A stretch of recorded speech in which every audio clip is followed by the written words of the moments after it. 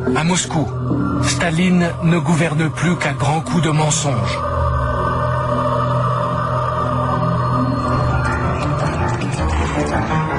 Il a confié une mission aux journalistes et aux cinéastes. Ils ne doivent plus décrire le monde comme il est, mais comme il devrait être. La récolte est mauvaise. On fait filmer des paysans radieux dans des champs magnifiques. Les résultats industriels sont décevants. On publie des communiqués de victoire avec des chiffres truqués. On invente des héros, comme ce célèbre mineur, Alexei Stakhanov. Lors d'un concours, il a pulvérisé le record de productivité en extrayant 14 fois plus de charbon que les autres. Cette histoire est totalement fausse. Elle a été inventée par le parti. Mais elle permet d'abuser les soviétiques.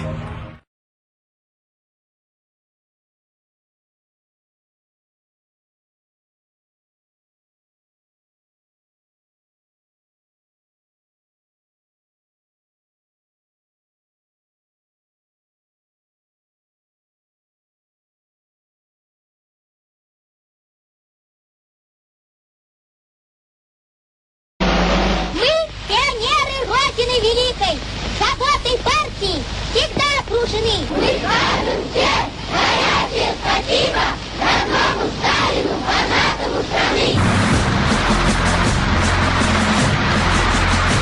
Staline est le guide éclairé des communistes.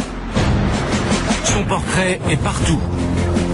Dans les usines, sur les trains, dans toutes les salles de classe et même dans les salles à manger. Il doit être parfait car il représente la réussite du communisme. Il a lui-même corrigé sa biographie officielle, vendue à des millions d'exemplaires. Sur les épreuves, il a noté à la main. Ajoutez la phrase « Staline est le plus grand capitaine de tous les temps et de tous les peuples ». Un poète écrit « Staline, tu es plus haut que les hauts espaces célestes, et seules tes pensées sont plus hautes que toi. Ton esprit, Staline, est plus lumineux que le soleil. » On l'appelle le petit père des peuples.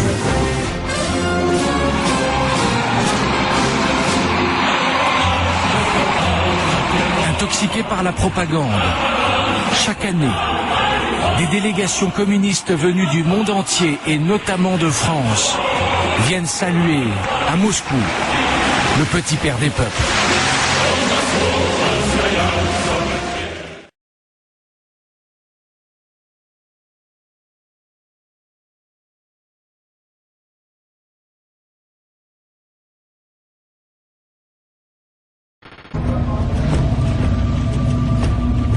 En fait, l'URSS n'est plus qu'un gigantesque État policier.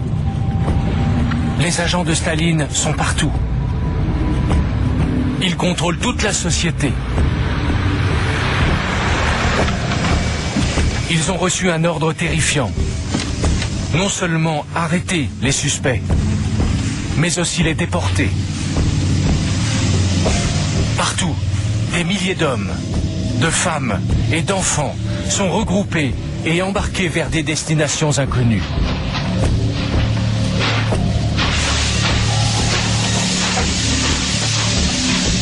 Un enfant se souvient.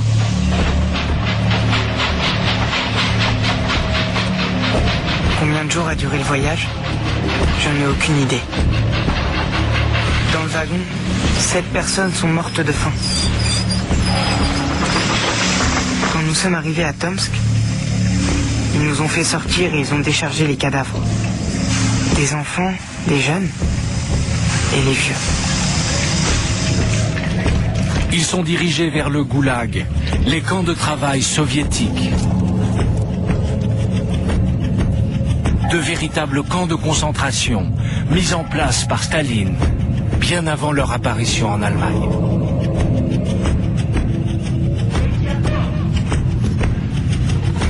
Ce sont tous des ennemis de la Révolution, du moins officiellement. En réalité, de simples citoyens, des notables, des religieux qui n'ont rien à se reprocher, mais n'entrent pas dans le moule du régime. Ils sont mélangés aux prisonniers de droit commun. Dans le parti, on appelle ça la rééducation par le travail. Et on en est fier.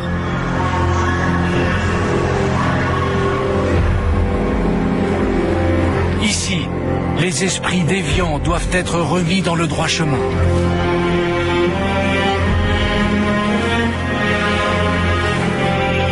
En fait, ces prisonniers sont transformés en esclaves.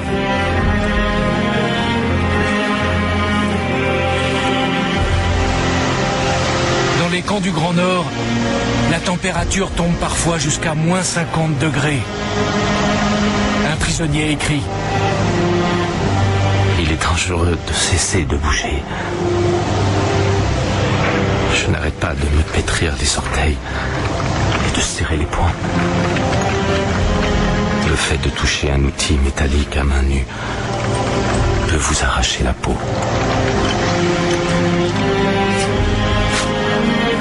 Maria Yoff est à bout de force. C'est une prisonnière politique.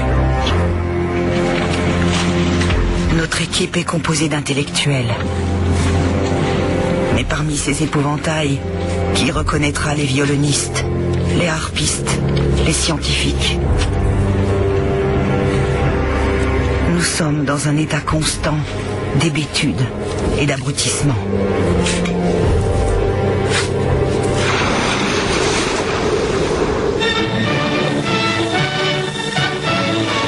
Le 2 août 1933, un événement illustre la cruauté et l'absurdité du système.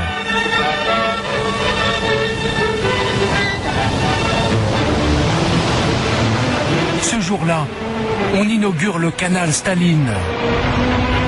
200 km de voies navigables qui relient la mer Blanche à la mer Baltique.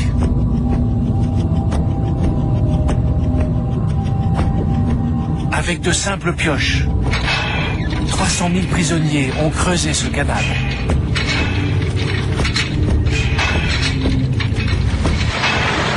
Fait exceptionnel, Staline a choisi de se déplacer.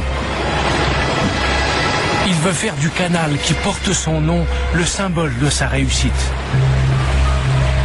En théorie, c'est un exploit technique. Le délai de construction du canal de Panama a été pulvérisé. En fait, c'est une nouvelle tragédie. 30 000 prisonniers, soit 1 sur 10, sont morts pendant le chantier. Et ils sont morts pour rien. Cela paraît difficile à croire, mais pour terminer dans les délais fixés par Staline, le canal n'a pas été creusé assez profond. La plupart des bateaux ne pourront jamais l'emprunter. Staline a décidé de liquider toute la génération qui lui fait encore de l'ombre. Souvenez-vous, l'enterrement de Lénine en 1924. La plupart de ceux qui portaient le cercueil avec Staline vont mourir. Kamenev et Zinoviev, exécutés. Tomsky, poussé au suicide. Rykov, fusillé. Radek, assassiné. Staline éprouve un certain plaisir à martyriser ses proches. Choisir sa victime. Préparer minutieusement le coup. Assouvir une vengeance implacable. Et ensuite aller se coucher. Il n'y a rien de plus doux au monde. En 1938, il s'attaque à son plus proche compagnon de lutte, son cher Boukharine. C'est un ami de 15 ans, mais il a osé le contredire plusieurs fois. À ses yeux, il est devenu un ennemi. Pour préparer la chute de cette grande figure du régime, il lance le rouleau compresseur de la propagande. Dans tout le pays, on conditionne l'opinion.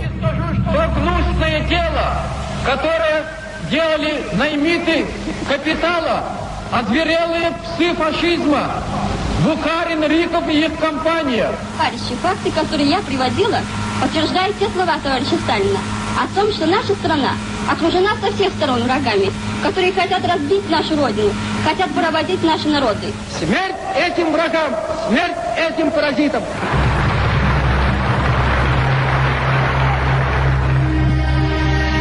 Pendant ce temps, à la Loubianka, le siège de la police secrète, Boukharine est torturé. Dans une lettre, il implore son vieil ami Staline. Je t'écris cette lettre, qui est sans doute la dernière. Mon cœur saigne à la pensée que tu puisses croire que je suis vraiment coupable. Je suis prêt à me traîner à genoux et à t'implorer de m'éviter ce procès. Si c'est la mort qui m'attend, je te supplie, au nom de tout ce qui t'est cher, de ne pas me faire fusiller. Je veux moi-même pouvoir absorber du poison. Je t'en supplie.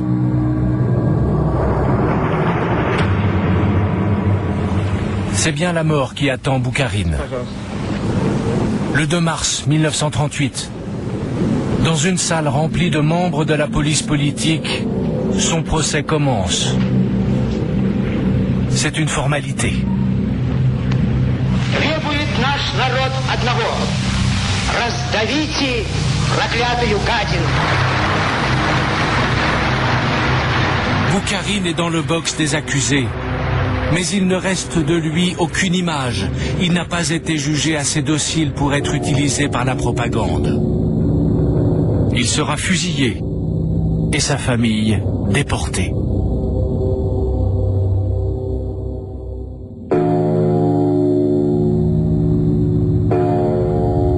Les purges s'étendent maintenant à toutes les familles d'Union soviétique, sans distinction.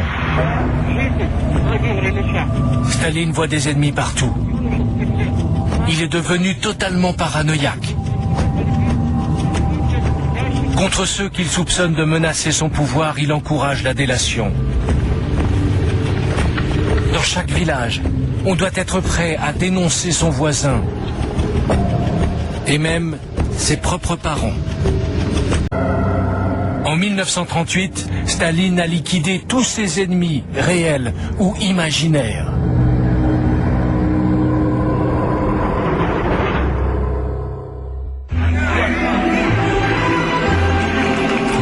Il les a peu à peu remplacés par une nouvelle génération de militants qui lui doivent tout.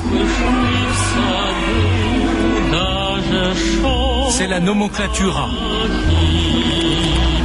Les hommes nouveaux dont rêvait Staline et sur lesquels il peut compter.